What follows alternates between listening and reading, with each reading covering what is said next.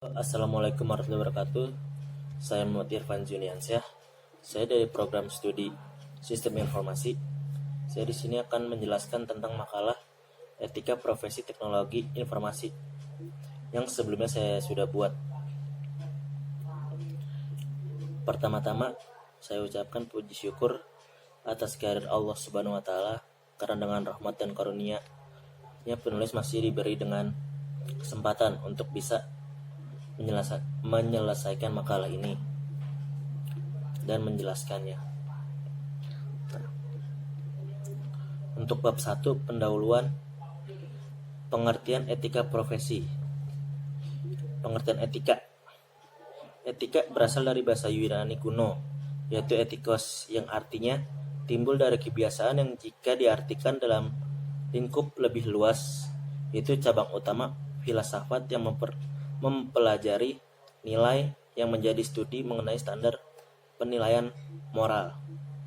Sehingga dari beberapa pengertian di atas dapat disimpulkan pengertian etika yaitu mencakup analisis dan penerapan konsep seperti benar, salah, buruk, dan tanggung jawab. Untuk pengertian profesinya, profesi adalah pekerjaan yang dilakukan sebagai kegiatan pokok untuk menghasilkan nafkah dan yang mengandalkan suatu keahlian. Di sini ciri-ciri profesi yaitu adanya pengetahuan khusus, adanya kaidah dan standar moral yang sangat tinggi, mengabdi pada kepentingan masyarakat, ada izin khusus untuk bisa menjalankan suatu profesi, dan kaum profesional biasanya menjadi anggota dari suatu organisasi. Nah, untuk pengertian teknologi informasi dikenal dengan istilah information technology dalam bahasa Inggris, yang artinya teknologi yang mampu membantu manusia dalam memuat, mengubah, menyimpan, dan menyebarkan informasi. Untuk tujuan makalah ini, 1. Untuk menjelaskan etika profesi di bidang IT. Nah, perumusan masalah di makalah ini ada beberapa bagian. 1. Pengertian etika profesi. 2. Pengertian teknologi informasi. 3. Apa saja standar profesi IT di Indonesia. 4. Apa saja jenis-jenis profesi di bidang IT. 5. Bagaimana kode etik profesi di bidang IT. 6. Apa saja contoh-contoh pelanggaran kode etik di bidang IT. Untuk bab 2 itu pembahasan. A. Penjelasan tentang profesi di bidang IT. 1. Pengertian etika profesi.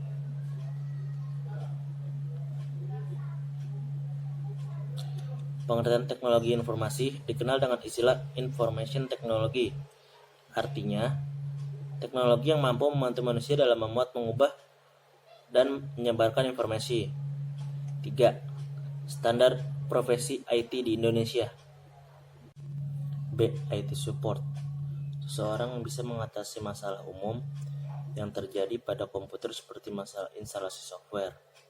Tugas seorang IT support adalah install software, memperbaiki hardware, dan membuat jaringan. Sedangkan untuk kualifikasi seorang IT support adalah menguasai bagian-bagian hardware komputer, mengetahui cara install program atau aplikasi software, dan menguasai sejumlah aplikasi umum sistem operasi komputer. Yang ketiga, software engineer. Orang yang memiliki keahlian untuk memproduksi perangkat alat lunak mulai dari tahap awal spesifikasi sampai pemeliharaan sistem setelah digunakan. Tugas seorang software adalah merancang dan menerapkan metode terbaik dalam pengembangan proyek software. Kualifikasi yang harus dimiliki seorang software engineer yaitu menguasai keahlian sebagai programmer dan sistem analis serta menguasai metode pengembangan software. Database administrator. Orang yang ahli dalam mendesain, memelihara, dan memperbaiki database. Tugasnya adalah mengelola keamanan database, analisa database, dan menginstal perangkat lunak baru. Kualifikasi seorang database adalah harus menguasai teknologi database dan teknologi server maupun storage. Nah, network engineer. Network engineer adalah orang yang bekerja dalam bidang teknis jaringan komputer dari maintenance sampai pada troubleshooting-nya. Tugasnya membuat jaringan untuk perusahaan, mengatur email, anti-spam, dan virus protection, melakukan pengaturan user account, izin dan kata sandi, serta mengawasi penggunaan jaringan. Untuk kualifikasinya adalah menguasai server, workstation, atau switch. Yang terakhir, sistem analis. Sistem analis adalah orang yang ahli dalam menganalisa sistem yang akan diimplementasikan, mulai dari menganalisa sistem sampai kelebihan dan kekurangan. Tugasnya mengembangkan software dalam tahapan requirement, desain, dan konstruksi. Untuk kualifikasi seorang sistem analis adalah menguasai keahlian sebagai programmer, menguasai metode dan praktik pemrograman yang terbaik, serta memahami arsitektur aplikasi dan teknologinya. Untuk 5. Kode profesi di bidang IT. Kode etik merupakan peraturan atau pedoman dalam sebuah pekerjaan untuk menjaga profesionalisme suatu pekerjaan. Beberapa kode etik dalam IT diantaranya: kode etik penggunaan internet, tidak mempublikasikan informasi yang isinya menyindir orang lain, tidak mempublikasi informasi yang berkaitan dengan pornografi, tidak menampilkan segala bentuk eksploitasi pada anak-anak di bawah umur, dan tidak menggunakan informasi mengenai kegiatan hacking dan sejenisnya. Kode etik programmer itu ada beberapa contohnya. 1. Tidak boleh membajak programmer lain tanpa seizin dari programmer tersebut. Tidak boleh membuat malware. Tidak boleh menyebarkan informasi perusahaan. Tidak pernah mengambil keuntungan dari pekerjaan orang lain. Dan tidak boleh mencari keuntungan tambahan dari pihak manapun. Nah, untuk contoh-contoh pelanggaran kode etik di bidang IT, di sini ada beberapa contoh. 1. Kejahatan komputer adalah kejahatan yang ditimbulkan karena penggunaan komputer secara ilegal, seperti melumpuhkan layanan sebuah sistem komputer, penyebaran spam, dan carding. B. Netiquette. Netiquette merupakan sebuah etika acuan dalam berkomunikasi menggunakan internet. C.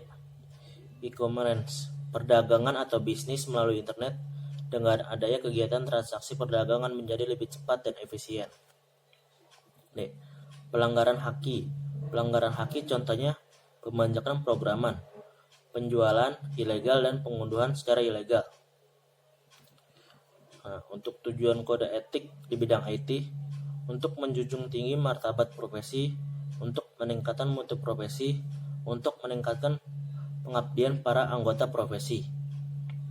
Nah, sini ada lagi, untuk menjaga dan memelihara kesejahteraan anggota, untuk meningkatkan layanan di atas keuntungan pribadi, dan yang terakhir, mempunyai organisasi profesional yang kuat dan terjalin erat. Untuk penyebab pelanggaran etik pada bidang IT: 1. Tidak berjalannya kontrol dan pengawasan dari masyarakat. Rendahnya pengetahuan masyarakat mengenai substansi kode etik profesi. Terkadang untuk daerah masyarakat itu masih banyak yang belum paham tentang sistem di bidang IT. Dan masih lemahnya penegakan hukum di Indonesia. Bab 3. Penutup. Jadi kesimpulannya, kode etik dibutuhkan sebagai pedoman acuan bagi para pengguna IT. 3. Standar profesi IT di Indonesia. Standarisasi profesi IT di Indonesia adalah standar yang lengkap, di mana semua kemampuan profesi IT di bidangnya harus dikuasai tanpa kecuali. Bagi tenaga kerja IT, sertifikasi sangat dibutuhkan karena sertifikasi ini merupakan pengakuan akan pengetahuan yang kaya, perencanaan karir, professional development, meningkatkan international marketability, dan sertifikasi ini memiliki tujuan untuk membentuk tenaga praktis IT yang berkualitas tinggi, membentuk standar kerja IT yang tinggi, pengembangan profesional yang berkesinambungan. 4. Jenis-jenis profesi di bidang IT. Contohnya 1. Programmer. Programmer adalah pembuat aplikasi server untuk perusahaan instansi maupun perorangan. Seorang mempunyai tugas yaitu membuat aplikasi atau sistem informasi menggunakan bahasa pemrograman yang sudah ada. Seorang programmer harus memiliki kualifikasi sebagai berikut. Ada beberapa contohnya. 1. Menguasai logika dan algoritma pemrograman.